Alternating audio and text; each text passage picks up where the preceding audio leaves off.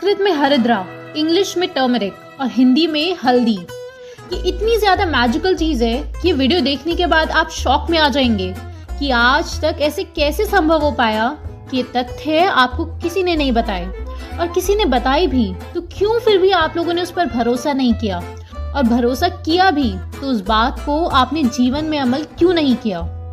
क्योंकि humans are a marketing driven species, यानी कि जो टीवी पर ऐड दिखता है वही आपका जीवन बनता है, और हल्दी का ऐड करने से अंग्रेजी दवाइयां बर्बाद होना निश्चित है।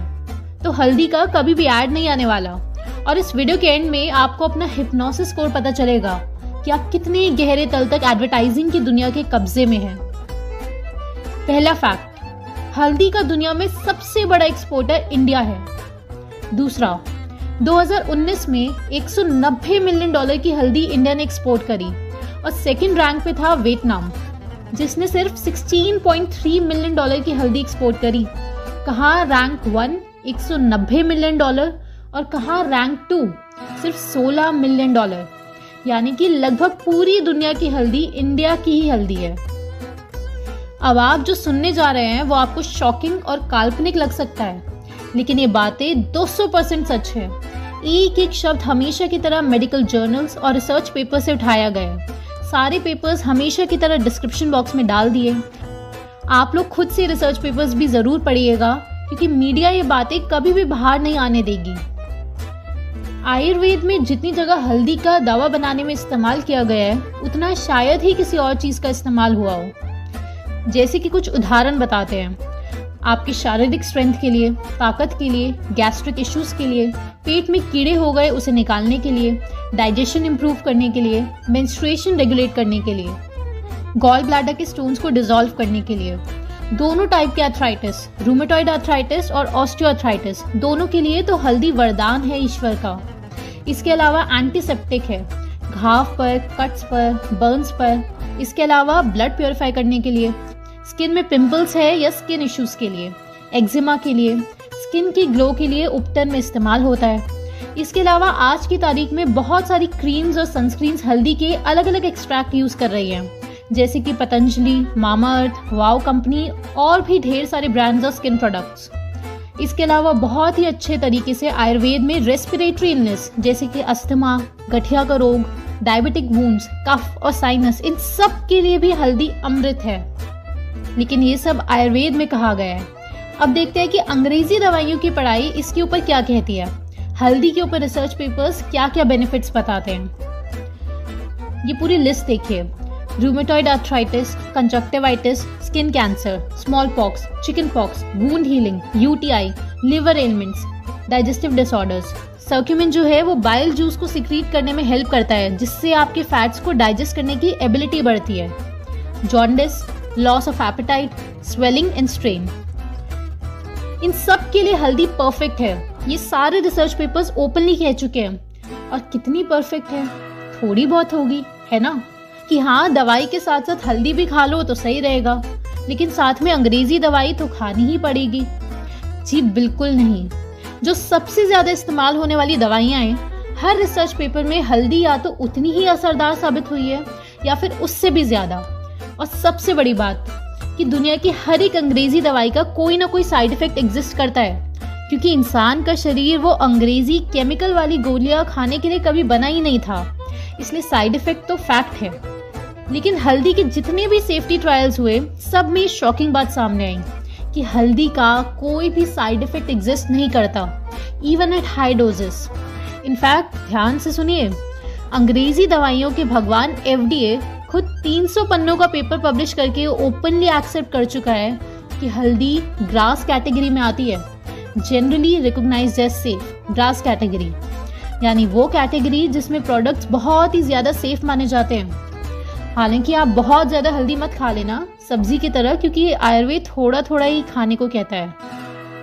तो अभी अभी क्या सुना आपने कि हल्दी अंग्रेजी गोलियों से ज्यादा बेटर प्रूव हुई है ट्रायल्स में, और हल्दी का कोई साइड इफेक्ट ही नहीं है। हल्दी एक ऐसा स्पाइस है कि शायद इससे ज्यादा और किसी स्पाइस के ऊपर रिसर्च नहीं हुई होगी। दरअसल हल्दी के अंदर एंटी इंफ्लेमेटरी प्रॉपर्टी है, और साथ ही एंटीऑक्सीडेंट्स है, और साथ ही एंटी बैक्टीरियल भी है, साथ ही एंटी कैंसर प्रॉपर्टीज भी हैं। ये चारों चीजें एक ही सब्सटेंस में होने की वजह से दुनिया की हर रिसर्च पेपर में जिसपे हल्दी पर टेस्टिंग हुई है उनमें ये फैक्ट सामने आ चुका है कि हल्दी कुदरत का तोहफा है। ऊपर बताई हुई हर एक बीमारी में हल्दी बेहद ही असरदार है, अंग्रेजी दवाइयों से बहुत ज्यादा बेटर प्रूव हो चुकी है। लेकिन किसी किसी को लग सकता है कि ऐसे थोड़ी होता होगा, इतनी सारी बीमारियों के लिए सिर्फ एक चुटकी हल्दी इतना ज्यादा असरदार कैसे हो सकती है। और मान लो कि होती भी असरदार तो फिर सारे डॉक्टर्स और साइंटिस्ट हल्दी खाने को क्यों नहीं बोल देते और इतने करोड़ों रुपए रिसर्च पर क्यों लगाते जा रहे हैं। अगर हल्दी इतनी बढ़िया है, ये सवाल आया दिमाग में। दरअसल इसमें बहुत ही बड़ा इश्यू है। सर्क्यूमा लॉन्गा नाम का एक फ्लावरिंग प्लांट होता है, इसकी रूट को क्रश करके पाउडर बनाकर हल्दी बनाई जाती है और इस हल्दी के अंदर 3% होता है सर्क्यूमिन नाम की एक जादुई चीज। सर्क्यूमिन ही वो चीज है जो हल्दी को इतना जबरदस्त चीज बनाती है।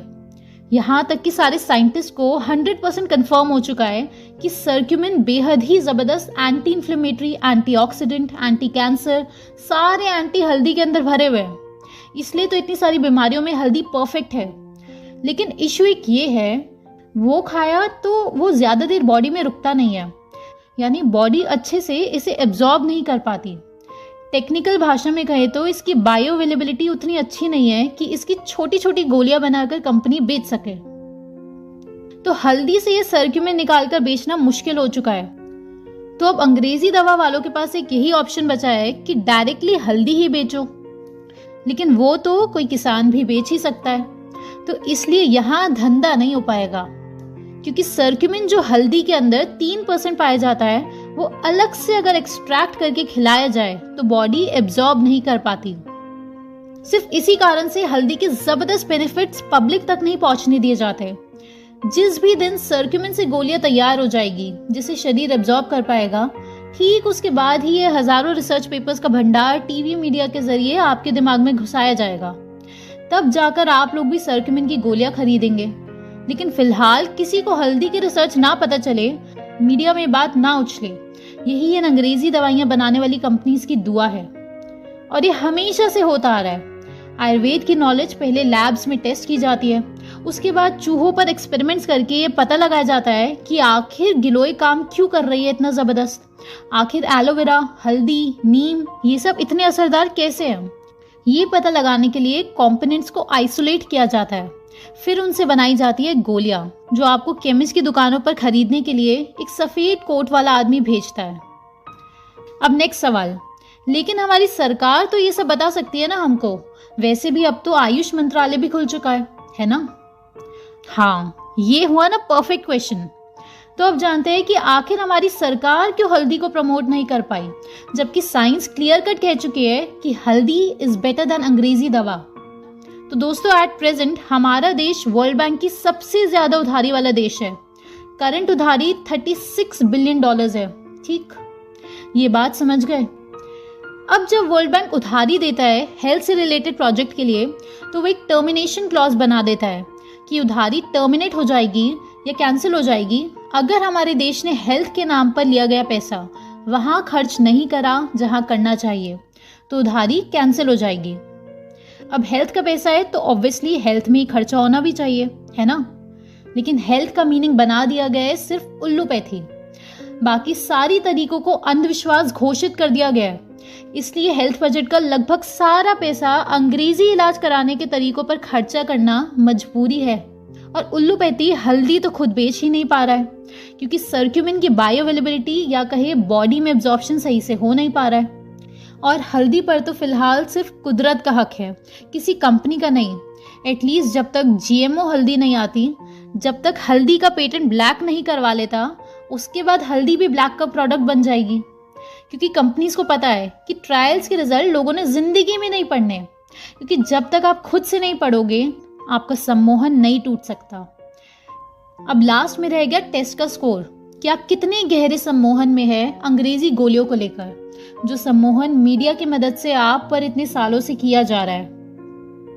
अगर ये वीडियो देखने के बाद भी आप लोग ऊपर बताई गई बीमारियों के लिए अंग्रेजी गोलियां खाते हैं और किसी आयुर्वेद आचार्य या नेचुरोपैथ के पास नहीं गए, तो समझ लेना कि भैया मामला गड़बड़ है। आप गहरे सम्मोहन में हैं, क्योंकि इससे ज्यादा स्पष्ट और कोई तरीका नहीं है सच बताने का। क्योंकि अभी अभी आपने खुद देखा कि विज्ञान हल्दी को बेटर बता रहा है। सारे रिसर्च पेपर्स डिस्क्रिप्शन में डाले हुए हैं, बहुत ही बड़े रिसर्च पेपर्स हैं। पास्ट रिजल्ट्स हल्दी को ज्यादा बेटर बता रहे हैं, लेकिन बस एक चीज अंग्रेजी गोलियों को बेटर बता रही है, और वो है मीडिया।